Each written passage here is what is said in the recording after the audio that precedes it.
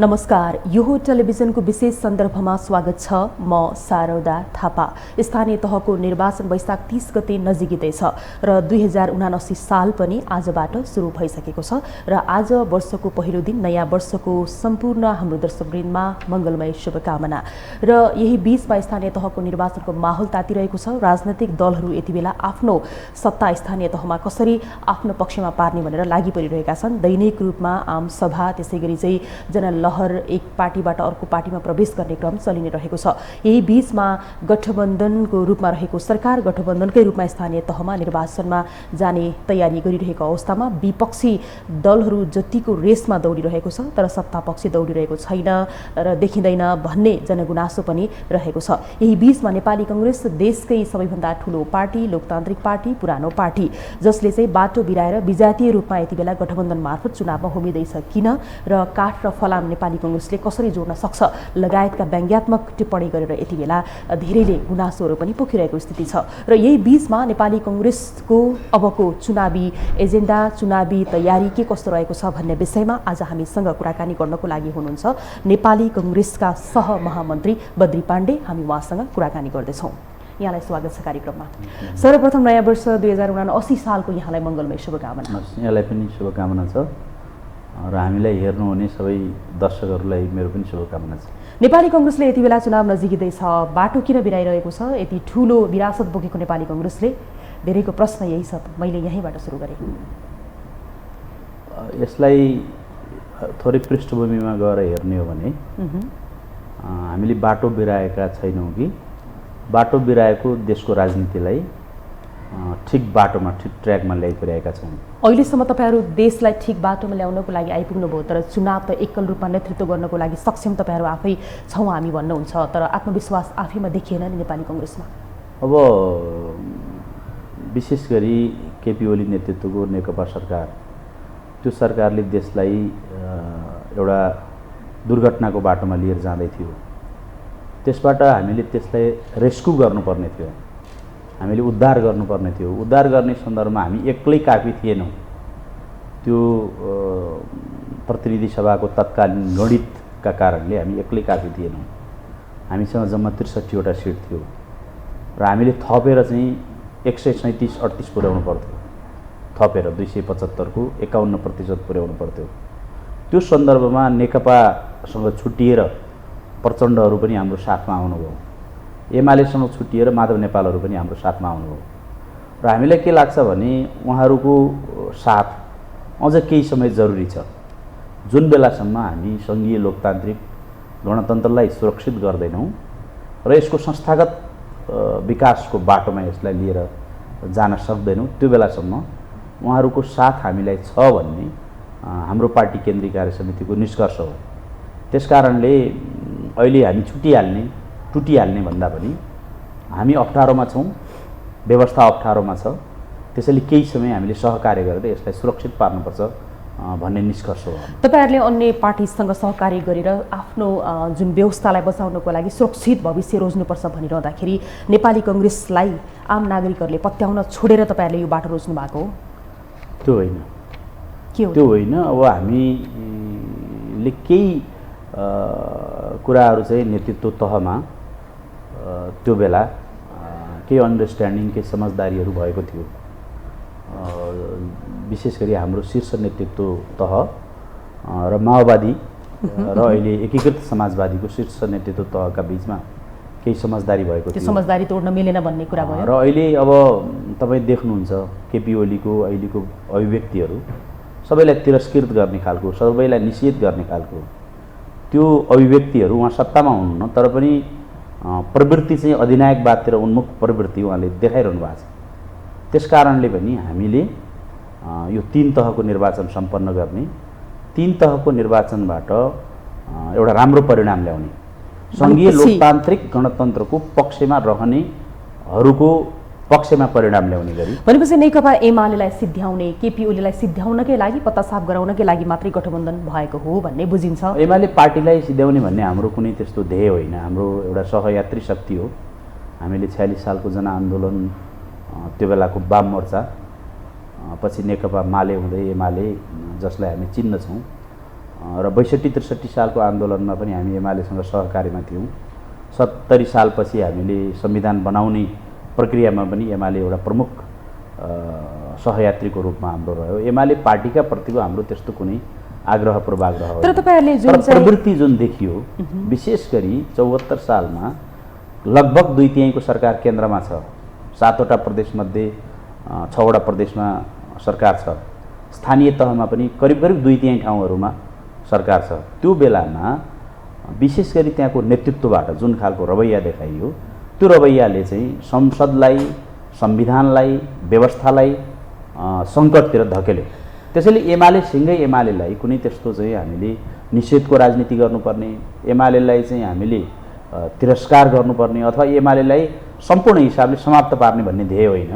केवल प्रवृत्ति जुन हुर्केको छ, त्यो प्रवृत्तिको भुक्तभोगी प्रचण्डहरू रहनुभयो नेकपाभित्र रहँदा, त्यो प्रवृत्तिको भुक्तभोगी माधव नेपालहरू रहनुभयो एमालेभित्र रहँदा, त्यो प्रवृत्तिको एमाले पार्टी भनिनँ मैले, एमाले पार्टीभित्र हुर्केको प्रवृत्ति, त्यो प्रवृत्तिलाई चाहिँ हामीले लगाम लगाउनका लागि केही समय सहकार्यको जरुरी छ भन्ने तर तपाईहरुले अहिले हाम्रो साझा निष्कर्ष हो। ठीक छ, चुनावी तालमेल गर्दाखेरि गठबन्धनले जसरी तालमेल गर्यो नि, नेकपा एमाले बाहेक अन्य शक्तिसँग हामी तालमेल गर्छौँ भनेर नेकपा एमालेलाई त तपाईहरुले पनि त बायसै गर्नुभयो नि, निषेध नै गर्नुभयो नि, हैन? त्यो त अब एमालेको रवैयाको कारणले गर्यो। किन भन्नुहुन्छ भने प्रतिनिधि सभाको असंवैधानिक ढङ्गले विघटन गर्नुभयो। विघटित प्रतिनिधि सभा पुनस्थापित भयो। पुनस्थापित भइसकेपछि त्यो प्रतिनिधि सभाको बैठकसम्म चल्न दिइएको छैन, राष्ट्रिय सभाको बैठकसम्म चल्न दिइएको छैन। जननिर्वाचित संस्थाको पहिले हत्या गरियो, अदालतले त्यसलाई पुनर्जीवित गर्यो। पुनर्जीवित भएको संस्थालाई समेत त्यसलाई फङ्सनेबल बनाउन दिइएको छैन, त्यसलाई काम गर्न दिएको छैन। निरन्तर अवरोध छ, तपाईँलाई जानकारी छ। प्रतिनिधि सभा अवरुद्ध छ, राष्ट्रिय सभा अवरुद्ध छ। हामीले अनेक ऐनहरू बनाउनु पर्ने छ। प्रतिनिधि सभा भनेको, राष्ट्रिय सभा भनेको जनताका प्रतिनिधिहरूको थलो हो। त्यो जनताका प्रतिनिधिहरूको थलोमा हामीले चाहिँ जनताका आवाजहरूलाई मुखरित गर्नुपर्ने छ। जेठ 15 गते हामीले बजेट ल्याउनु पर्ने छ। बजेट पनि कसरी ल्याउने होला, कहाँ ल्याउने होला, संसदै अवरुद्ध छ भन्ने खालको राष्ट्रिय सभा अवरुद्ध जसरी भइरहेको थियो, हैन? तर तपाईहरु सत्तामा रहेर त्यति धेरै बहुमतको सत्ता सरकारमा रहँदा पनि तपाईहरुले पनि त बनाउन सक्नु भएन नि प्रतिपक्षलाई त। त्यसका लागि के भने एक हातले ताली बज्दैन, धेरै ठुलो प्रयास भएको छ। प्रधानमन्त्री स्वयं पटक पटक शक्तिशाली त प्रतिपक्ष नै रह्यो नि त। फेरि केपी ओलीको घरमा जानुभएको छ, एमालेका अध्यक्षको पूर्व प्रधानमन्त्रीको घरमा जानुभएको छ। मलाई समझदारीका लागि, सहमतिका लागि आग्रह गर्नुभएको छ, अनुरोध गर्नुभएको छ। एक हातले ताली जतिसुकै कोसिस गर्दा पनि बज्दो रहेछ। त्यो व्यवहार चाहिँ उहाँहरूबाट देखियो। समस्या त्यो हो भन्ने लाग्छ मलाई। अब यो समस्याको कुरा गरिरहँदाखेरि अब स्थानीय तहको चुनाव नजिकै छ, गठबन्धनमा भागबण्डाको कुरा छँदै नै छ। गठबन्धनमा भागबण्डाको कुरामा त सकस अहिले पनि देखिरहेको छ, छँदै नै छ। त्यसबाहेक तपाईँहरूको आफ्नै पार्टीभित्र आन्तरिक रूपमा पनि सकस देखिएको छ। अब कसलाई कति सिट दिने, कता भाग लगाउने, कोइरालालाई कति, पौडेललाई कति, देउवालाई कति, यो जुन चाहिँ छ नि, यसको भागबण्डा चाहिँ कसरी मिलाउने अब स्थानीय तहको चुनावमा? यसमा चाहिँ हामीले विधानको अक्षरशः परिपालना गर्ने बाटो लिएका छौँ। केन्द्रीय कार्य समितिले परिपत्र गरेको छ। हाम्रो विधानअनुसार वडाका टिकटहरू चाहिँ हाम्रा 165वटा निर्वाचन क्षेत्र, प्रतिनिधि सभा निर्वाचन क्षेत्रका क्षेत्रीय कार्य समितिहरूले वितरण गर्छन्। त्यसमा वैधानिक बाटो अख्तियार गर्छन्। ती प्रतिनिधि सभाका क्षेत्रहरूमा संसदीय समिति गठन हुन्छ। संसदीय समितिले सकेसम्म सर्वसम्मतिले उम्मेदवारहरू चयन गर्छ। सर्वसम्मति हुन सकेन भने बहुमतले उम्मेदवार चयन गर्छ। त्योभन्दा पहिलेको प्रक्रिया पनि हामीले पुरा गरेका छौँ। जस्तो वडाहरूले चाहिँ वडा कार्य समितिबाटै आफ्ना उम्मेदवारहरू सिफारिस गर्नुभएको छ। त्यो सिफारिसलाई गाउँपालिकाको कार्य समितिले अगाडि बढाएको छ, प्रदेश सभा निर्वाचन क्षेत्रको कार्य समितिले अगाडि बढाएको छ। अब प्रतिनिधि सभा निर्वाचन क्षेत्रको कार्य समितिमा गएपछि त्यहाँको संसदीय समितिले 6743 वडाका टिकटहरू वितरण गर्ने काम गर्छ। त्योभन्दा माथि हाम्रो जिल्ला कार्य समिति छ। जिल्ला कार्य समितिमा 753वटा पालिकाहरू मध्येमा गाउँपालिकाका अध्यक्ष र उपाध्यक्षहरूको टिकट चाहिँ हाम्रो जिल्ला कार्य समितिले चाहिँ त्यसमा भएको संसदीय समितिले वितरण गर्छ। त्योभन्दा माथि नगरपालिकाका प्रमुख र उपप्रमुखको टिकट हाम्रो प्रदेश कार्य समिति छ 7वटा प्रदेशमा। उपमहानगरसम्मको टिकट, त्यसका प्रमुख र उपप्रमुखको टिकट त्यहाँबाट वितरण हुन्छ। त्यसपछि महानगरपालिकाको टिकट जो 6वटा महानगरपालिका छन् त्यसको टिकट वितरण गर्ने काम मात्रै केन्द्रीय कार्य समितिले गर्छ। त्यसैले हाम्रो संरचनामा, यो पार्टीको संरचनामा विभिन्न तहलाई विभिन्न खालको कर्तव्य दिइएको छ, विभिन्न खालको अधिकार तोकिएको छ। उनीहरू आफ्नो अधिकार र कर्तव्यको प्रयोग गर्छन्। त्यो अधिकार कर्तव्यको प्रयोग गर्ने सिलसिलामा तपाईँले भने जस्तो पार्टीभित्रको शक्ति सन्तुलनलाई विचार गर्ने, पार्टीभित्र चाहिँ का विभिन्न खालका चाहिँ भावनाहरू, पक्षहरू, विशेष गरी अस्ति भर्खरै अधिवेशन सम्पन्न भएको कारणले केही चाहिँ दरारहरू, केही मनोमालिन्यहरू पार्टीभित्रै कुनै खालका पक्ष र विपक्ष बनेका छन् भने पनि तिनलाई मिलाएर शक्ति सन्तुलन गरेर न्यायोचित ढङ्गले चाहिँ टिकट वितरणको काम चाहिँ सम्पन्न गर्छौँ हामी। तपाईँले शक्ति सन्तुलन सहज ढङ्गले हुन्छ भनेर भनिरहँदाखेरि कति आकाङ्क्षीहरू छन् नि, जो आकाङ्क्षीहरू हुनुहुन्छ उहाँहरू त गठबन्धन भएको कारणले गर्दाखेरि आफ्नो अधिकारबाट वञ्चित हुने अवस्था त देखिएको छ अहिले। यसलाई चाहिँ नेपाली कङ्ग्रेस जस्तो लोकतान्त्रिक पार्टीले व्यवस्था गर्दै लैजाने? अब यसलाई यसपटक हामीले व्यवस्थापन गर्ने भन्यौँ। यद्यपि अब नेपाली काङ्ग्रेसमा यो बहस नभएको होइन, केन्द्रीय कार्य समितिमा खुला ढङ्गले हामी पनि बहसमै सहभागी भयौँ। हामीले भन्यौँ वास्तवमा नेपाली काङ्ग्रेस पार्टी एक्लै चुनाव लड्दै आएको, एक्लै चुनाव लड्ने क्यारेक्टरको पार्टी हो। अरूका भोट लिइहाल्न पनि हामीलाई कठिनाइ हुने, अरूलाई भोट दिइहाल्न पनि कठिनाइ। तर अहिले त तपाईँले दिइहाल्ने क्रममा हुनुहुन्छ। यो सबै कुरा केन्द्रीय कार्य समितिको बैठकमा चाहिँ हामीले खुला रूपमा छलफल गऱ्यौँ। तर हामी के निचोडमा पुग्यौँ भने यसपटक हामीले व्यक्तिगत रूपमा म हुन्छु हुँदिनँ भन्ने यो चिन्ता भन्दा हामीले हाम्रो पार्टी जित्ने र हामीसँग लागेका हाम्रो पक्ष जित्ने, गठबन्धनमा गइसकेपछि त्यो पक्षलाई पनि हामीले उत्तिकै मान्नुपर्छ। जित्ने बाटोमा जाउँ, लोकतन्त्रलाई संस्थागत गर्ने, सङ्घीय लोकतान्त्रिक गणतन्त्रलाई संस्थागत गर्ने बाटो लिउँ।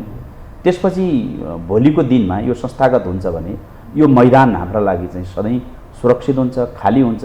पहिले मैदान सुरक्षित गरौँ भन्ने कुराको एउटा गम्भीरता। नेपाली कङ्ग्रेसलाई त्यस्तो डर छ भनेको मैदान सुरक्षित हुँदैन, हाम्रो अरूको सहारा लिनुपर्छ भन्ने डर छ नेपाली काङ्ग्रेसको? मैले जितको कुरा मात्रै गरिनँ। नेपाली काङ्ग्रेस त कहिले हार्ला कहिले जित्ला। तपाईँलाई थाहा छ 74 सालमा हामी पराजित भएका थियौँ 74 सालमा। तर परिस्थितिले चाहिँ हामी 79 साल नपुग्दै, 5 वर्ष नपुग्दै सरकारमै सत्तामा आउनु पर्यो। त्यसैले हाम्रा लागि जित र हार एउटा आवधिक निर्वाचनमा गौण विषय हो। हाम्रा लागि यो व्यवस्था सुरक्षित कति हुने, यो व्यवस्थाका प्रतिका चाहिँ खतराका सङ्केतहरू चाहिँ कति धेरै चाहिँ तिनलाई निस्तेज पार्ने भन्ने कुरा महत्त्वपूर्ण कुरा हो। तपाईँलाई मैले चाहिँ कुनै आग्रह पूर्वाग्रह राखेर कुरा गरिरहेको छैन। जस्तो नेकपा एमाले अहिले राप्रपा, त्यो पनि राप्रपाबाट महाधिवेशनमा पराजित हुनुभएको, पराजित भएपछि चाहिँ केही दिन पनि चाहिँ जित्ने पक्षलाई चाहिँ स्वीकार्ने संस्कार समेत देखाउन नसक्नुभएको कमल थापालाई उहाँले चाहिँ तालमेलमा आफ्नो सहयात्रीको रूपमा लिएर जानुभयो। त्यसबाट के हामी अनुमान गर्न सक्छौँ भने केही खिचडी पाकिरहेको छ देशभित्र। हिजो चाहिँ आन्दोलनका बेला आन्दोलनका प्रति खासै दिलचस्पी नदिनुभएको नेकपाको तत्कालीन नेता, नेकपा एमालेको तत्कालीन नेता केपी ओली, त्यो बेला आन्दोलनको सम्पूर्ण चाहिँ बागडोर सम्हाल्ने व्यक्ति त नेकपा एमालेको महासचिवको हैसियतले माधव नेपाल नै हुनुहुन्थ्यो। र त्यो बेला आन्दोलनलाई दबाउनका लागि बडो चाहिँ प्रतिबद्धताका साथ लागेको कमल थापा एक ठाउँमा उभिनुका पछाडि यहाँ केवल यो निर्वाचनको गणित मात्रै कारक हो अथवा त्यसका पछाडि चाहिँ कुनै नेपथ्यमा अरू केही कामहरू गतिविधिहरू पनि भइरहेको छ नेपथ्यमा? तपाईँहरूलाई के लाग्छ? मैले चाहिँ अनुमान लगाउने कुरा हो, विश्लेषण गर्ने कुरा हो। हामी एउटा राजनीतिक कर्मीको हिसाबले राजनीतिक कर्मीको हिसाबले हामीले चाहिँ विश्लेषण गर्नुपर्छ। विश्लेषण गर्ने कुराबाट चुक्नुहुन्न। मलाई के लाग्छ भने कमल थापाबाट थपिने गणितले नेकपा एमालेलाई जित्ने र हार्ने कुरामा धेरै ठुलो अर्थ राख्दैन। राप्रपा भन्ने पार्टी नै एकदमै सानो खुम्चेको पार्टी, त्यसमा चाहिँ महाधिवेशनमा पराजित भएको व्यक्ति, महाधिवेशनमा पराजित भएपछि पनि एउटा चाहिँ राजनीतिक संस्कार, लोकतान्त्रिक संस्कार देखाउन नसकेर चाहिँ तत्काल चाहिँ अर्को पार्टी गठन गरेको व्यक्ति, विगतमा पञ्चायत कालदेखि त्यस्तो पृष्ठभूमि बोकेको 62-63मा चाहिँ आन्दोलनलाई दबाउनलाई सबै खालका हरकत गर्न पछि नपरेको व्यक्ति, अनि उहाँलाई चाहिँ आफ्नो निर्वाचनको एउटा सहयात्री शक्तिको रूपमा गठबन्धनमा ल्याउनुका पछाडि चाहिँ केवल अङ्कगणित हो अथवा चाहिँ अरू कुनै राजनीतिक मनोविज्ञानले काम गरिरहेको छ भन्ने कुराको प्रश्न गर्ने कि नगर्ने? हामीले प्रश्न गर्नुपर्छ। म के चाहन्छु भने त्यो प्रश्न सत्य साबित नहोस्। केपी ओलीहरू सँगै लोकतान्त्रिक प्रश्न त नेकपा एमाले नेपाली कङ्ग्रेसलाई पनि गरि नै रहेको छ। जस्तो हामीले हाम्रो पार्टी फुटाएर 14 जना सांसदलाई लगेर अहिलेसम्म पनि कारबाही नगरिकन गठबन्धनमा यसरी चाहिँ नेपाली कङ्ग्रेसले हामीलाई यत्रो धोका दिने भनेर तपाईँहरूमाथि प्रश्न छ कि छैन? अब यसमा के हो भनेदेखि उहाँको पार्टी फुटाउने कुराका दोषी हामी बढ्ता हुँदैनौँ। उहाँ आफू दोषी हुनुहुन्छ। किनभने मसँग भएको कुनै सामान चाहिँ हरायो चोरियो भने त्यसको सबैभन्दा बढी जिम्मेदार म हुन्छु। मेरो चाहिँ लापरवाहीतिर मैले ध्यान दिनुपर्छ, मेरो लापरवाहीलाई मैले महसुस गर्नुपर्छ। उहाँको पार्टी फुट्यो, उहाँका मानिसहरू निस्केर गए, त्यसका लागि काङ्ग्रेस दोषी हुँदैन, त्यसका लागि स्वयं चाहिँ उहाँ दोषी हुनुहुन्छ। उहाँले चाहिँ आफूलाई हेर्नुपर्छ राम्रो गरी, के कारणले मेरा मानिसहरू निस्केर गए, के कारणले मेरो पार्टी चाहिँ एकताबद्ध हुन सकेन भन्ने कुराको त्यहाँबाट निस्केर आएकासँग पो हामीले सहकार्य गरेको हो। हामीले गएर त्यहाँबाट गलहत्याएर चाहिँ घोक्रे ट्याग लगाएर चाहिँ तपाईँहरू यता आउनुहोस् भने हामीले चाहिँ लछार पछार गरेर तानेर ल्याएको त होइन। त्यसैले त्यसको दोषी हामी छैनौँ।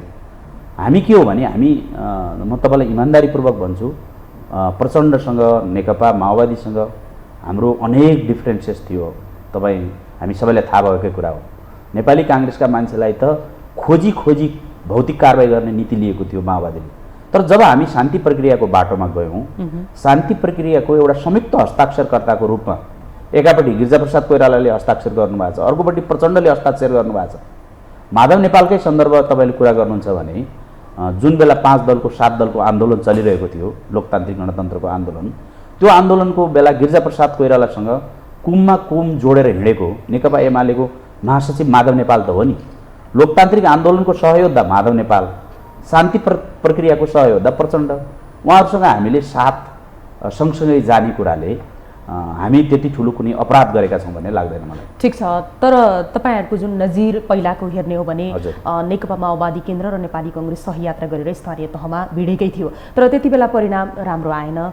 कसैले रुखलाई पत्याएनन्, कसैले हँसिया हतौडालाई पत्याएनन्। अहिले अब परिणाम के आउला भन्ने खालको जिज्ञासा पनि छ नि, अब कस्तो आउला परिणाम? यो विषय चाहिँ केन्द्रीय कार्य समितिमा छलफल भयो। हामीले केवल गठबन्धनका लागि गठबन्धन गर्नुको अर्थ छैन, परिणाममुखी गठबन्धन गर्नुपर्छ। त्यो बेला निकै ठुलो कमी कमजोरी भयो, बडो लडतरो खालको हामीले चाहिँ गठबन्धन गऱ्यौँ। त्यो बेला हामीले खासै लाभ लिन सकेनौँ। पछि चाहिँ प्रतिनिधि सभा र प्रदेश सभाको चुनावका बेला पनि गठबन्धन गऱ्यौँ हामीले केही राजनीतिक दलहरूसँग। जस्तो त्यो बेला हामीले राप्रपासँग पनि गरेका थियौँ। तपाईँलाई सम्झना गरौँ, राप्रपासँग पनि केही ठाउँमा नेकपा एमाले र नेकपा माओवादी एक ठाउँमा उभिसकेपछि हामीले राप्रपासँग पनि गठबन्धन गऱ्यौँ।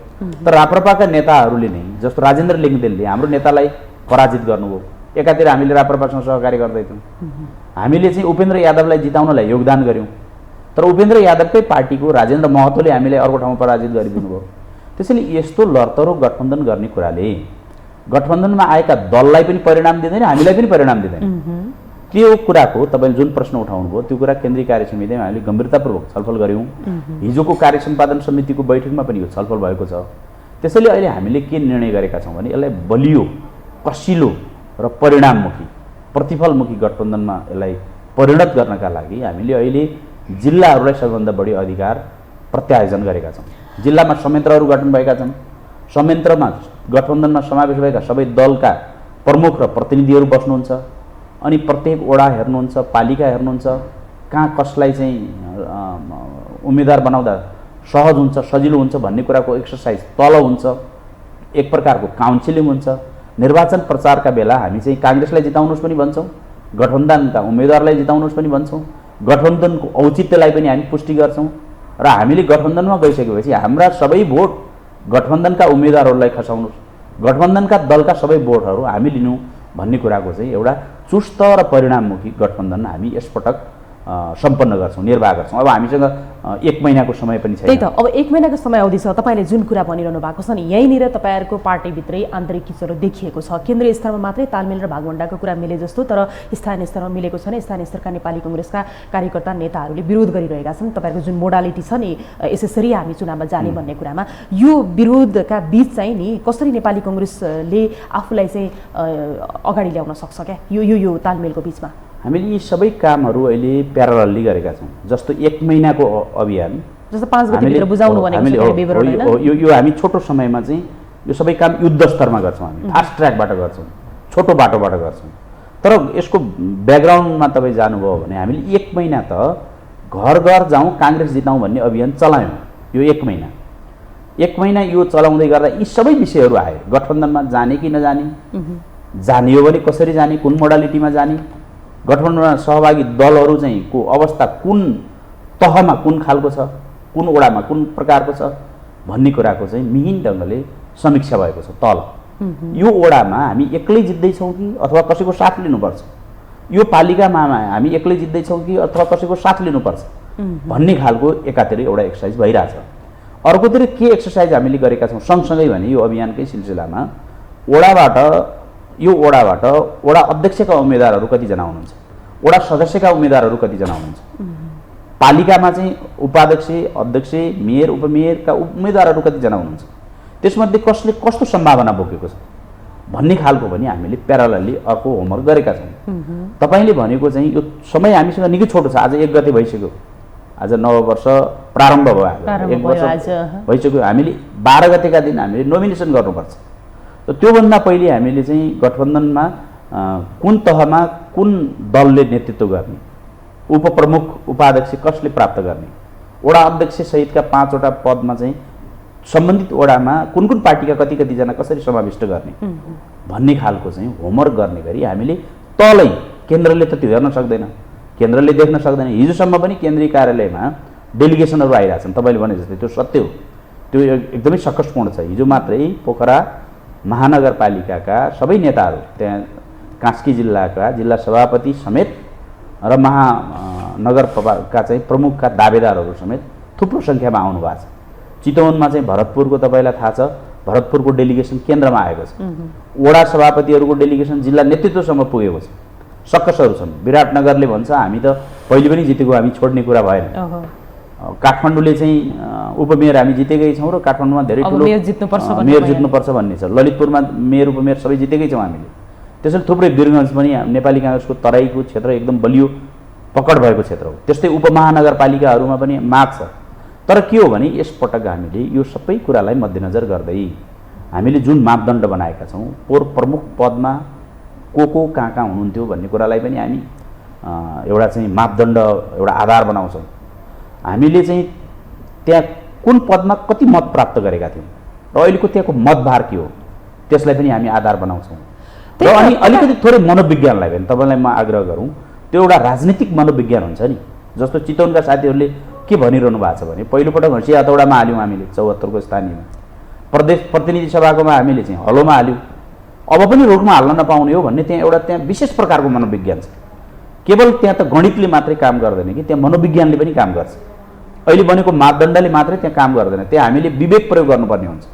जस्तो रुकुम जस्ता जिल्लाहरू काङ्ग्रेस सम्पूर्ण रूपमा पराजित भएको छ 74 सालको स्थानीय चुनावमा, जम्मा माओवादी पार्टीले जितेको छ। र त्यो माओवादी पार्टीले जितेका जनप्रतिनिधिहरूले, म आफै पनि रुकुमका 8 वटा पालिकामध्ये 4 वटा पालिकामा गत वर्ष चाहिँ पुगेको थिएँ पार्टी प्रशिक्षणका अभियानमा। ती 4 वटा पालिकामा पुग्दा मलाई यस्तो अनुभव भयो कि हाम्रा मानिसहरूले काङ्ग्रेस भएकै कारणले अहिले पनि नागरिकता बनाउने सन्दर्भमा सिफारिस लिन जाँदा पनि दुःख पाउनुपर्छ, जन्म दर्ता गर्न जाँदा र मृत्यु दर्ता गर्न जाँदा समेत दुःख पाउनुपर्छ। माओवादी सत्तामा छ र काङ्ग्रेसका मानिसहरूले दुःख पाइरहेका छन्। त्यहाँको चाहिँ राजनीतिक मनोविज्ञान चाहिँ अर्को प्रकारको चाहिँ पेचिलो खालको छ। हामीले बाबुराम भट्टराईलाई भोट हाल्यौँ गोर्खामा, तर पटक पटक बाबुराम भट्टराईबाट काङ्ग्रेसले विभिन्न खालका लान्छना पनि बेला बेलामा खप्नु परेको छ। गोर्खाका मानिसहरूले फेरि बाबुरामलाई भोट हाल्नुपर्ने भन्ने खालको, बाबुरामको पार्टीलाई सहयोग गर्नुपर्ने भन्ने खालको भइरहेको हो। यही कुरा मैले तपाईँलाई संक्षेपमा के आग्रह गर्न खोजेँ भने एउटा गणितको पक्ष, गणितको राजनीतिक गणित अथवा चाहिँ यो जनमतको गणित, यो एउटा पक्ष। एउटा विगतमा चाहिँ हामी कहाँ पहिलो शक्ति भएका थियौँ, कहाँ दोस्रो शक्ति भएका थियौँ। हामी मात्रै होइन, माओवादी कहाँ पहिलो शक्ति भएको थियो, कहाँ दोस्रो शक्ति भएको थियो। यतिसम्म कि हामीले समाजवादीको पनि हिसाब निकालेका छौँ। समाजवादी जो हिजो एमालेबाट निर्वाचित हुनुभयो उहाँहरू, त्यो बेला समाजवादी भन्ने पार्टी नै थिएन, एकीकृत समाजवादी। तर अहिले एकीकृत समाजवादीमा जो जहाँ कायम हुनुभएको छ त्यसलाई पनि समाजवादी पार्टीको चाहिँ हिजोको चाहिँ गणितको रूपमा हामीले स्वीकार गरेका छौँ।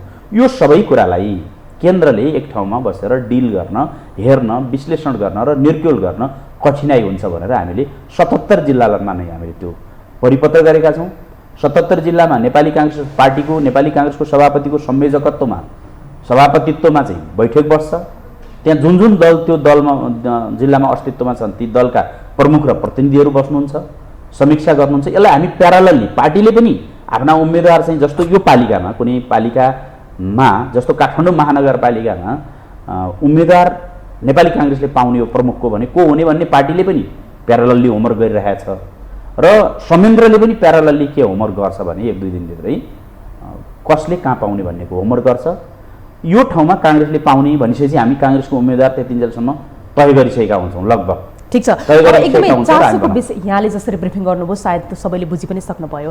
एकदमै चासोको विषय भरतपुर महानगरपालिकाको छ, 6वटा महानगरपालिका मध्ये। अब 6वटा महानगरपालिकामा तपाईँहरूको माग के हो? कतिवटा महानगरपालिका हाम्रो हुनुपर्छ भन्ने तपाईँहरूको माग हो, नेपाली कङ्ग्रेसको हुनुपर्छ भन्ने माग हो गठबन्धनमा गइसकेपछि?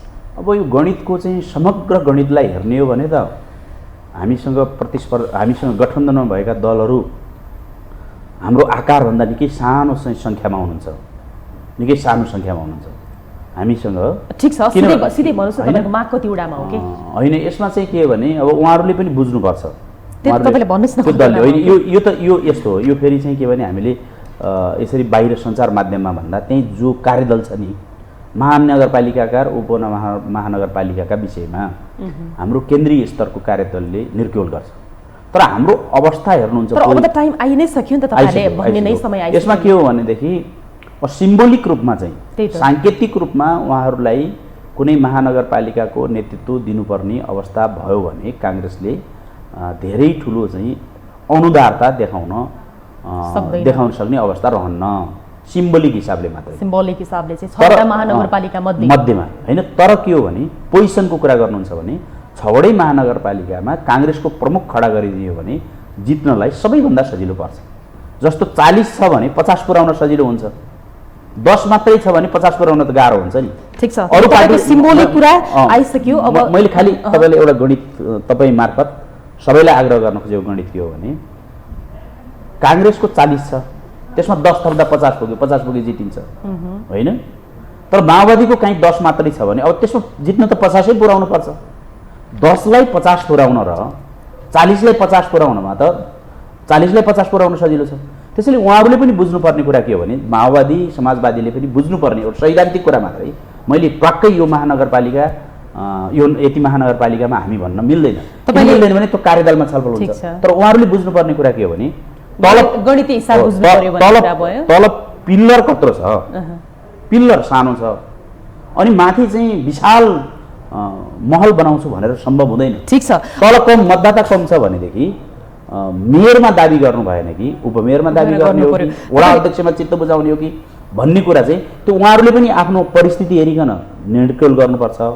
हामीले पनि हाम्रो परिस्थिति हेरिकन त्यो गर्नुपर्छ। ल ठिक छ, तपाईँको यो कुरा अब प्रश्न भइसक्यो होइन, कति सिट दाबी गर्ने भन्ने कुरामा अरूले अब आफ्नो स्थिति हेरेर भन्ने कुरामा लगभग काङ्ग्रेसले नै पाउनुपर्छ भन्ने कुरा भइहाल्यो। अब यो बिचमा भरतपुर काठमाडौँ लगायत चाहिँ एकदमै हुन्छ नि चर्चाको विषय पनि रहेको छ।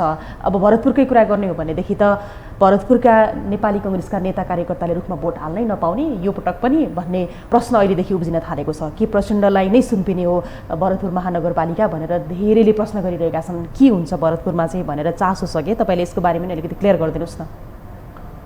अब यसमा सबैभन्दा प्रचण्ड चाहिँ एउटा चाहिँ त्यत्रो गढ भएको ठाउँ भरतपुर होइन? प्रचण्ड हो, ठिक भन्नुभयो तपाईँले। जस्तो हाम्रो तत्कालीन सभापति सुशील कोइराला बाँकेमा पनि चुनाव लड्नुभयो, उहाँको आफ्नो गृह नगर, गृह क्षेत्र, गृह जिल्ला। तर बाँके पनि कतै असुरक्षित हुने हो कि भन्ने हिसाबले काङ्ग्रेसको सभापतिले प्रतिनिधि सभामा त जानु पर्यो, जसरी पनि भावी प्रधानमन्त्री पनि हो, उहाँले सुरक्षित ठाउँ हेर्दै भरतपुरमा आएर लड्नु भएको। त्यो बेलाको चितवन 4 नम्बर क्षेत्र अधिकांश भरतपुरको हिस्सा पर्थ्यो, त्यहाँ आएर लड्नुभयो। त्यति सुरक्षित क्षेत्र हो नेपाली काङ्ग्रेसको। र सुशील कोइरालाका बारेमा के भनिन्छ भने भरतपुरमा जित्ने कुराको सुनिश्चितता भएपछि बाँकेमा जित्न पनि बाटो खुलेको होइन भने बाँकेमा विभिन्न खालका षड्यन्त्र पनि हुन सक्थ्यो त्यो बेला भन्ने कुरा भनिन्छ त्यो बेला। त्यसैले त्यति बलियो क्षेत्र हो चाहिँ भरतपुर, निकै बलियो क्षेत्र। यसमा के भने अब प्रचण्ड उहाँ आफैले पनि बुझ्नुपर्ने कुरा के हो भने एकपटक उहाँको छोरीलाई काङ्ग्रेस चाहिँ बलियो हुँदाहुँदै पनि काङ्ग्रेसले उपमेयर स्वीकार गरेर उहाँको छोरीलाई चाहिँ महानगरको प्रमुख बनाउने कुरामा काङ्ग्रेसले जुन कन्ट्रिब्युसन गर्यो, जुन योगदान गर्यो, जुन चाहिँ शिष्टाचार देखायो, काङ्ग्रेसले जुन सद्भाव देखायो, त्यो सद्भावको बारेमा चाहिँ उहाँ नतमस्तक हुनुपर्छ भन्ने लाग्छ। यो पटक एउटा भावनात्मक कुरा पनि हो। यो पटक प्रचण्डले भरतपुरमा छोड्नुपर्छ। अर्को फर्दर के आशावादी पनि उहाँ हुनुपर्छ भने जस्तो अहिले चाहिँ राष्ट्रिय सभामा उहाँको भाइ सिपारिस मनोनित हुनुभयो। नेपाल सरकारले सिफारिस गर्ने, राष्ट्रपतिले मनोनित गर्ने पद। नेपाल सरकारको प्रमुख चाहिँ हाम्रो सभापति प्रधानमन्त्री शेरबहादुर देउवा हुनुहुन्छ।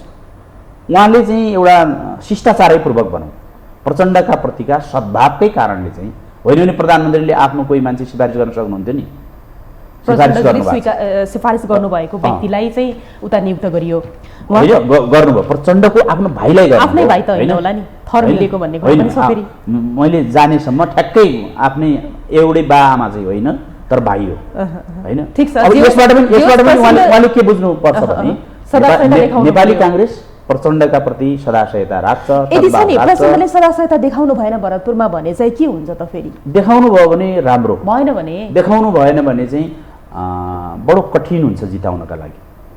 माओवादी जिताउन उहाँले सदाशयता देखाउनु भएन, देखाउनै पर्छ अहिले चाहिँ। देखाउनु भएन र नेपाली काङ्ग्रेस चाहिँ फेरि उहाँकै छोरीलाई उम्मेदवार स्वीकार गर्न बाध्य भयो भने परिणाम निकाल्न बडो कठिन हुन्छ।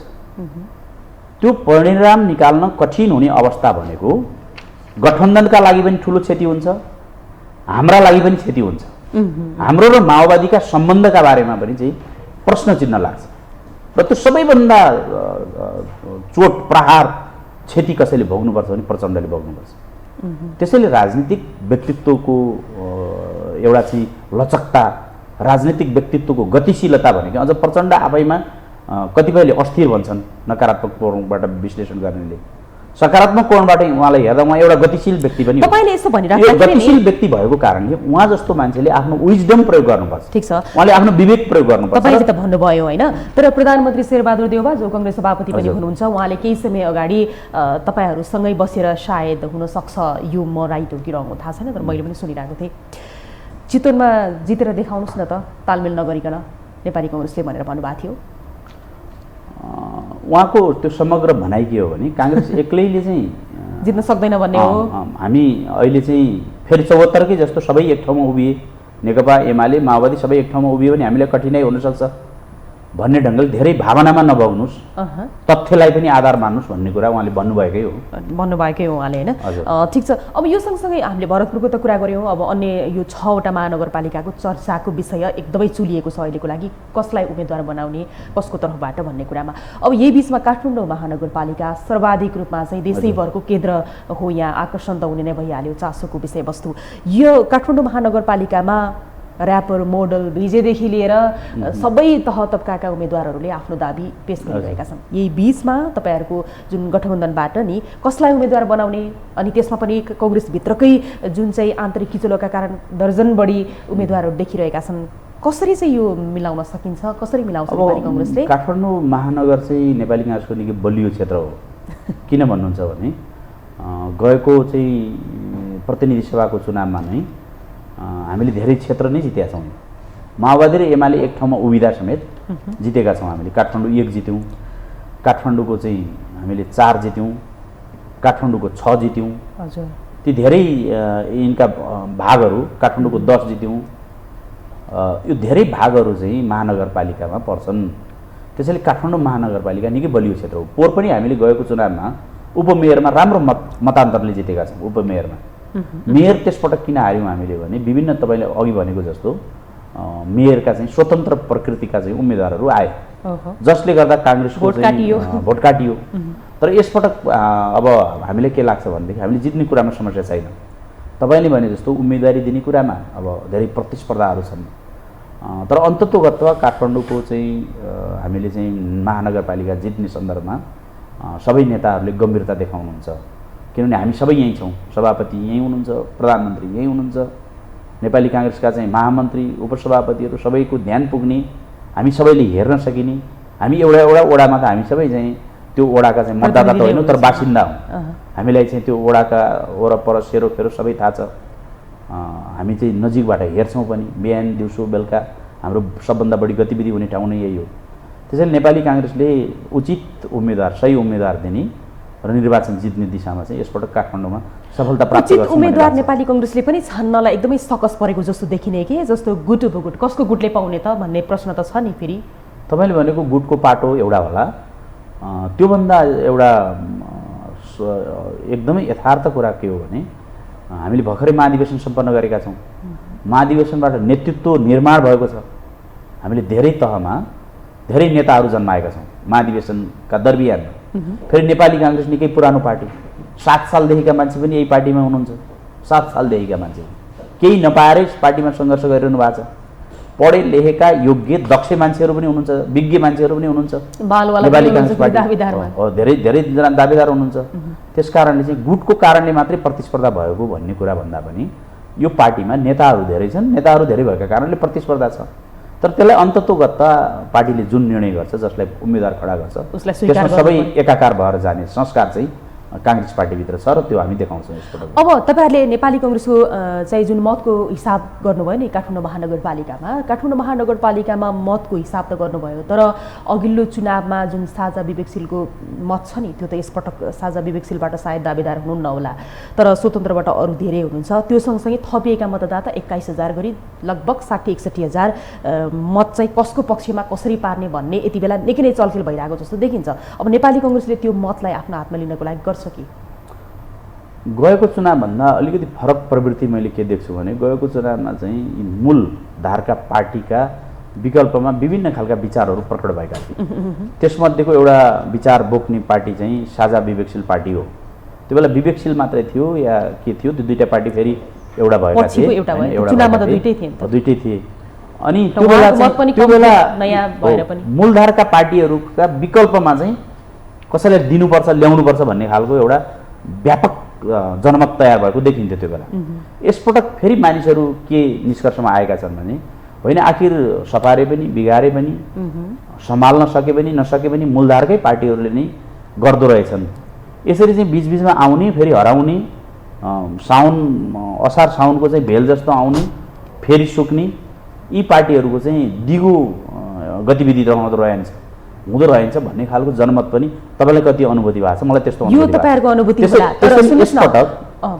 यसपटक फेरि पनि नेपाली काङ्ग्रेससँग प्रतिस्पर्धामा नेकपा एमाले नै आउँछ र हामी यो सहकारी जुन गठबन्धन तालमेलको बाटोमा जाँदैछौँ, गठबन्धनको पक्षमा नेपाली काङ्ग्रेसको प्रमुख हुनुभयो भने माओवादी लगायत एकीकृत समाजवादी लगायत पार्टीको पनि हामीले यसपटक समर्थन प्राप्त गर्छौँ, मत प्राप्त गर्छौँ।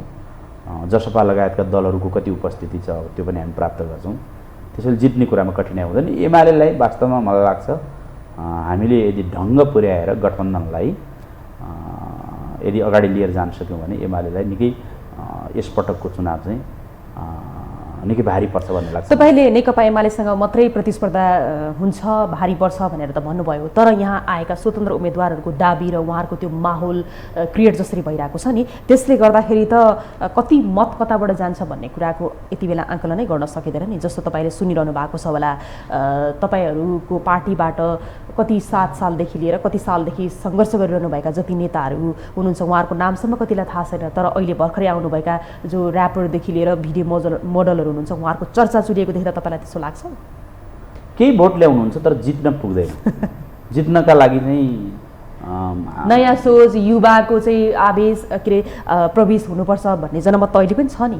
त्यो त हाम्रो पार्टीमा पनि छ नि। हाम्रो पार्टीमा युवाहरू कुनै पनि पार्टीमा नलागिकन स्वतन्त्रबाट म जसरी पनि आउँछु भन्ने केही भोट ल्याउनुहुन्छ तर जित्नका लागि पर्याप्त भोट पुग्दैन। पर्याप्त भोट पुग्नका लागि हाम्रो नेपाली काङ्ग्रेस पार्टीको जस्तो लामो इतिहास बोकेको तल जरा तहसम्म सङ्गठन पुगेको हाम्रो चाहिँ टोलहरू नै कतिपय वडामा एउटै वडामा 20-25 वटा टोल कार्य समितिहरू गठन भएको छन्। तल देशभरि तपाईँ भन्नुहुन्छ हिसाब गर्नुहुन्छ भने करिब 50,000 टोल कार्य समिति छन्, करिब 50,000 टोल कार्य समिति छन् र हाम्रो सङ्गठनको एउटा यस्तो विशाल पिरामिड खडा भएको छ। सङ्गठन महत्त्वपूर्ण कुरा हो। बेला बेलामा आउने भावुकता, भावावेश त्यो आउँछ, देखिन्छ, त्यो चाहिँ यसो हेर्दा चाहिँ आकर्षक लाग्छ। जुन विरासत कायम गर्नुभएको प्रतिको वितृष्णा हो नि त। तपाईँले जुन भावना जुन चाहिँ आउने हराउने भन्नुभयो नि, उहाँहरूलाई त्यो वितृष्णा जाग्यो, त्यसपछि अब हामी बनाउँछौँ भनेर अगाडि आउनु भएको होला। त्यसलाई हामीले त्यसलाई सम्बोधन गर्न नसक्नु, त्यसलाई आश्वस्त पार्न नसक्नु, त्यसलाई समेटेर लिएर जान नसक्नु, त्यो हाम्रो कमजोरी हो।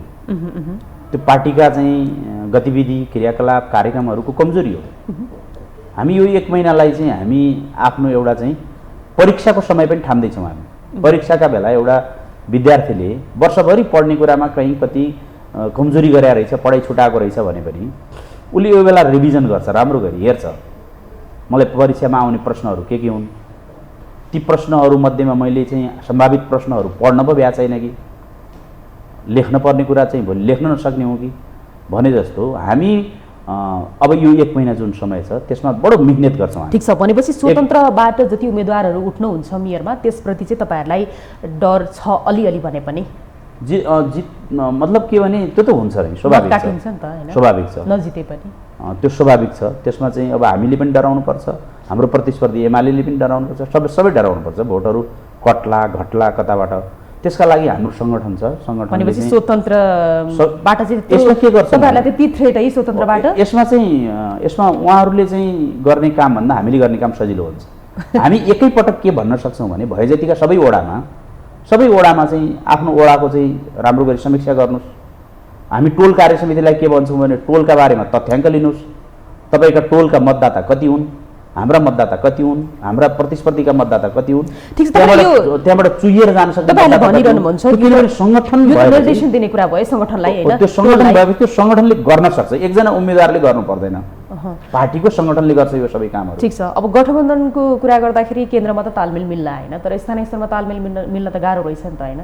त्यसैले हामीले स्थानीय स्तरबाटै तालमेल निर्माण गर्दै ल्याएको त भयो। तर माथि त तलबाट आएको सिफारिसलाई माथि चाहिँ हामीले त्यसलाई अनुमोदन मात्रै गर्ने हो, तलबाट आएको सिफारिसले हामीले त्यसलाई स्वीकार गर्ने मात्रै हो।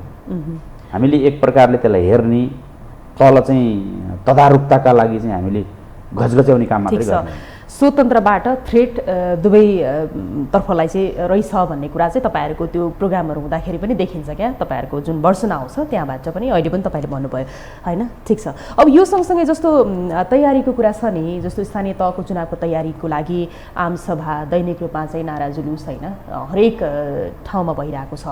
यही बिचमा वैकल्पिक शक्ति जसले आफूलाई हामी अब वैकल्पिक शक्ति हौँ भन्छ राप्रपा, लिङ्कदेन जसरी अहिले हिँडिरहनु भएको छ राप्रपा अध्यक्ष, उहाँको जुन त्यो माहौल देखिएको छ वैकल्पिक शक्तिको, त्यो प्रति तपाईँलाई थ्रेट छ कि छैन? यसरी वैकल्पिक शक्ति त आउनुहोस्, हामी त्यो चाहन्छौँ। नेपाली काङ्ग्रेसले लोकतन्त्रमा वैकल्पिक शक्तिहरू आयो भने त्यसमा चाहिँ नेपाली काङ्ग्रेस खुसी हुन्छ। यसमा हामी तपाईँलाई चाहिँ म एउटा मात्रै घटना सम्झाउँ। 46 सालको जनआन्दोलन सम्पन्न भएपछि त्यसको खुसियालीमा विजय सभा चाहिँ खुला मञ्चमा आयोजना भएका बेला गिरिजाप्रसाद कोइरालाले के भन्नुभएको थियो भने प्रजातन्त्रमा सबैको जित हुन्छ, प्रजातन्त्रमा कसैको हार हुँदैन। अहिले यो हामीले प्राप्त गरेको प्रजातन्त्र यो काङ्ग्रेस र कम्युनिस्टको मात्रै जित होइन, आन्दोलनकारीको मात्रै जित होइन, यो राजाको पनि जित हो, पञ्चको पनि जित हो भन्नुभएको। उहाँहरू राजेन्द्र लिङ्गदेलहरूको पार्टी राप्रपा पार्टी एउटा पञ्चायती मानिसहरूको पृष्ठभूमि बोकेका मानिसहरूको पार्टी हो, पञ्चायतमा काम गरेका पृष्ठभूमि बोकेका मान्छेहरूको पार्टी हो। राजेन्द्र लिङ्गदेल स्वयं राप्रपा पार्टीको भातृ संस्था राप्रविसङ्घ भन्ने थियो, राष्ट्रिय प्रजातान्त्रिक विद्यार्थी सङ्गठन, त्यसको पृष्ठभूमिबाट आउनुभएको र उहाँहरूले मान्यता नै के बोक्नु भएको छ भने अहिले पनि फेरि राजा फर्काउन सकिन्छ कि भन्ने मान्यता बोक्नु भएको छ। त्यसैले त्यो मान्यता बोक्ने कुरालाई चाहिँ हामी कुनै त्यस्तो अपराध ठान्दैनौँ। यद्यपि हामी के भन्छौँ भने राजनीतिक रूपमा हाम्रो भनाइ के हो भने उहाँहरूले चाहिँ देश यति अगाडि बढिसक्यो, सङ्घीय लोकतान्त्रिक गणतन्त्र चाहिँ बहाली भइसक्यो, राजा र प्रजातन्त्र यो देशमा सँगै हिँड्न नसक्ने निर्क्युल आन्दोलनले निकालिसक्यो, जनादेश प्राप्त संविधान सभाले निकालिसक्यो, फेरि पनि उहाँहरू त्यो राजतन्त्रलाई बिउत्याउने कुरा गर्दै हुनुहुन्छ। ठिक छ, मैले यहाँ सोधेको चाहिँ के हो भन्दाखेरि जसरी जनलहर राप्रपामा देखियो नि लेनदेनको पार्टीमा, तर गठबन्धनमा चाहिँ त्यो देखिएको छैन। चुनाव आउनको लागि अब 1 महिना पनि लगभग अब त बाँकी छैन भन्दा भइसक्यो, त्यो हिसाबले चाहिँ सोधेको क्या तपाईँहरूको तयारी किन सुस्त? हामी 1 महिना त अभियानै चलाइसक्यौँ, तर जनलहरको कुरा छ क्या हामीले देखिने त जनलहर हो नि, केन्द्रीकृत आमसभा गरेका छैनौँ, हामीले केन्द्रीकृत चुनावी सभा गरेका छैनौँ। राप्रपाले गर्दा त त्यत्रा सभा हुन्छन् भने काङ्ग्रेसले सभा गर्नु पर्यो भने के अवस्था होला? हामीले त टोलमा गएर सभा गरेका छौँ, घर दैलोमा पुगेका छौँ, हामी घर घरमा पुगेका छौँ। काङ्ग्रेसका प्रति तपाईँहरूको गुनासो के हो हामीले सोधेका छौँ, काङ्ग्रेसका प्रति अपेक्षा के हो सोधेका छौँ, काङ्ग्रेसको घोषणापत्रमा के लेखिनुपर्छ किन गर्नु भएन त? हामीले केन्द्रीकृत आमसभाको कार्यक्रमै नबनाएको हो। राप्रपा जस्तो पार्टी एउटा निर्वाचन क्षेत्र जितेको छ, कति प्रतिशत भोट छ, समानुपातिकमा चाहिँ पोहोर चाहिँ निर्वाचित गर्ने चाहिँ उसले प्रतिशतै पाएन, समानुपातिकमा निर्वाचित गर्ने प्रतिशतै उसको पुगेन। त्यो पार्टीले, त्यो पनि कमल थापा चाहिँ जसको चाहिँ ग्रान्डफादर, राप्रपाको चाहिँ ग्रान्डफादर होइन, पितामह हो त, अनि त्यहाँबाट निस्किनु भएको छ, अर्को पार्टी बनाउनु भएको छ। अनि राजेन्द्र लिङ्गदेलको राप्रपाले गरेको त्यो आमसभा हाम्रो लागि थ्रेट हुन्छ। तर विश्लेषकहरूले त त्यही भन्नुहुन्छ। ठिक छ, गठबन्धनले हो भने हामी खुसी छौँ। जस्तो के भने सुन्नुहोस् न, गठबन्धनले यदि किनबेच गरेन, हुलदङ्गा लफडा गरेन भने अबको स्थानीय तहमा राप्रपाले एउटा जनलहरै ल्याउँछ भनेर विश्लेषकहरूले पनि विश्लेषण गर्नुहुन्छ कि कसरी किनबेचको कुरा हुन्छ। नेपाली काङ्ग्रेसका त क्रियाशील सदस्य मात्रै 9 लाख छन्। 9 लाख क्रियाशील सदस्य छन्। कल्पना गर्न सक्नुहुन्छ राप्रपाबाट 9 लाख क्रियाशील सदस्य। हामीले अहिले कम्तीमा पनि हामीले के अनुमान लगाएका छौँ भने 74 सालको प्रतिनिधि सभाको चुनावमा हामीले 35 लाख भोट ल्याएको। 74 सालपछि यहाँ आइपुग्दा कम्युनिस्ट पार्टीहरू चाहिँ विभाजित पनि भए, कम्युनिस्ट पार्टीहरू बदनाम पनि भए। हामी 50 लाखभन्दा बढी मतदाता हाम्रो भएको हाम्रो अनुमान छ। अब यो होइन, हामी यस्तो अनुमान गरिरहेका छौँ भने मलाई के लाग्छ भने शुभकामना छ, राप्रपालाई शुभकामना छ, राजेन्द्र लिङ्गदेललाई शुभकामना छ। आफ्नो साइज बढाउनुहोस्, आउने प्रतिनिधि सभाको चुनावमा, प्रदेश सभाको चुनावमा कम्तीमा चाहिँ समानुपातिकमा पुग्ने गरी मत प्राप्त गर्नुहोस्, राष्ट्रिय दल हुन सक्नुहोस्, शुभकामना छ होइन। ठिक छ, राष्ट्रिय दलसम्म हुन सक्नु भएको छैन। तर त्यो के होइन भनेदेखि त्यो देखिएका सभाहरूले काङ्ग्रेस जस्तो पार्टीलाई थ्रेट गर्ने अथवा काङ्ग्रेसको त्यो माहौलै आउँदैन भन्ने कुरा अब यो सत्य हो। अर्को एउटा प्रश्न, यो राप्रपाको कुरा भयो, प्रतिपक्ष नेकपा एमाले जुन चाहिँ तपाईँहरूको लागि प्रतिस्पर्धाको रूपमा एकदमै दह्रो रूपमा तपाईँहरूसँग आउँदैछ र नेपाली कङ्ग्रेस अर्थात् गठबन्धनलाई नेकपा एमाले दैनिक रूपमा जनलहर चाहिँ गरेर, जनलहर सिर्जना गरेर होइन, आमसभा गरेर भनि नै रहेको छ। तपाईँहरूप्रति व्यङ्ग्य त जहिले पनि आइरहन्छ।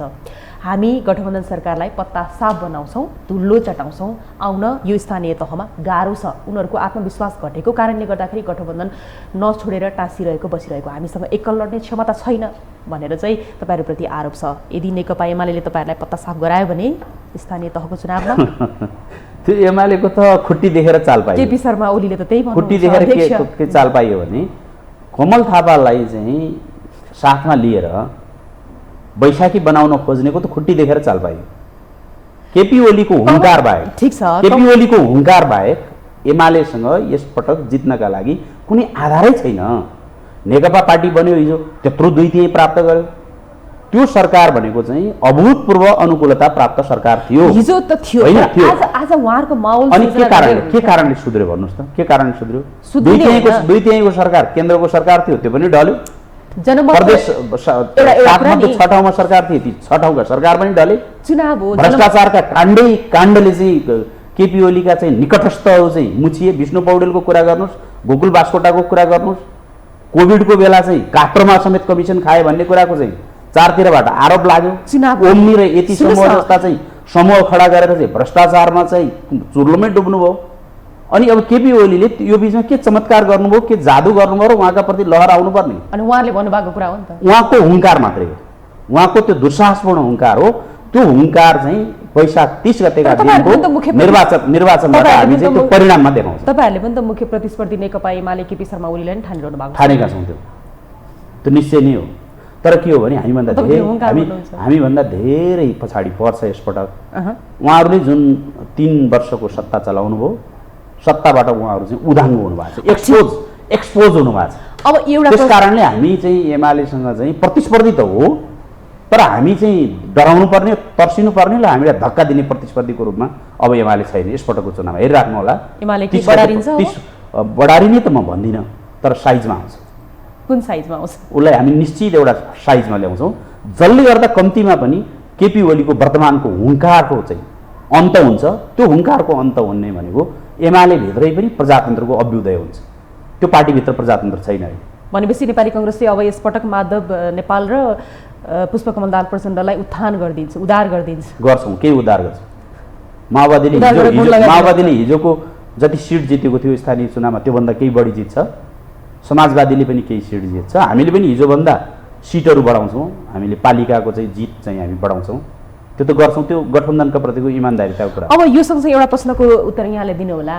नेपाली कांग्रेस पार्टीको कुरा गर्ने हो भनेदेखि चुनावी खर्चको बढो चर्चा भइरहेको छ। चुनावमा यो खर्च बजेट कसरी आउँछ यो अब सबैलाई चासोको विषय पनि भइहाल्यो। तपाईँहरूकै कांग्रेसकै नेताले भन्नुहुन्छ 6 करोडसम्म मैले चाहिँ एउटा चुनावमा खर्च गरेँ भनेर। यो यति करोडौँ करोड खर्च गर्नुपर्ने अनि सिट पाउनलाई पनि खर्च गर्नुपर्ने, सिट पाइसकेपछि फेरि अब खर्च त्यही देखियो। साधारण मान्छेको पार्टी त नेपाली कांग्रेस पनि होइन रहेछ नि, होइन? हो, त्यसै कारणले मैले चाहिँ अहिले धेरै जिल्लामा प्रशिक्षणका क्रममा पनि गएँ। म बेसमा पछिल्लो पटक म चाहिँ स्याङ्जाको आँधी खोला गाउँपालिका र कालीगण्डकी गाउँपालिकामा गएर आएको पछिल्लो पटक। र मैले सबै प्रशिक्षणमा के भन्ने गरेको छु भने उम्मेदवारलाई जति धेरै मितव्ययी बनाउन सहयोग गर्नुहुन्छ पार्टीका कार्यकर्ता र मतदाताहरूले, त्यति नै त्यो भोलि निर्वाचित हुने जनप्रतिनिधि जनताप्रति जवाफदेही हुन्छ। खर्च गराउन थाल्नुभयो भने जनताप्रति जवाफदेही हुँदैन, यो आफ्नो खर्चका प्रति जवाफदेही हुन्छ।